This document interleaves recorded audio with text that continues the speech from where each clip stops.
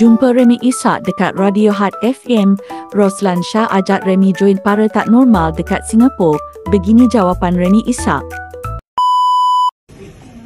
Bang, kenapa bang? Roslan. Tu abang punya paranormal bukan memang canak-canak abang. Aku concern dia bang. Saya jangan. Saya ada hantu pun. Aku cakap dia like tu. I cabar you. Bukannya ada hantu pun. Anak cabar. Mana boleh ada hantu? Okey, stop. Hantu tak ada. Satu, dua. Okey, Datuk Remy Ishak. Kalau silang cabar awak, pergi lah Singapura. You takut tak? You penakut ke tak penakut? Cik Lan, saya bukan riak tak baik, tak kabur. Hantu ada, entiti tu ada. Telefon siapa? Bunyi ni? Oh bukan atas radio. Nampak? Nampak tak? Nampak tak? Saya punya pendengaran.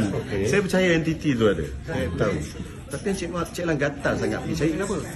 Itu untuk kata orang cabaran. Cabar. Saya tak nak. Saya tak nak. Saya takut nanti kena rasuk nanti. Tapi Singapura memang seram.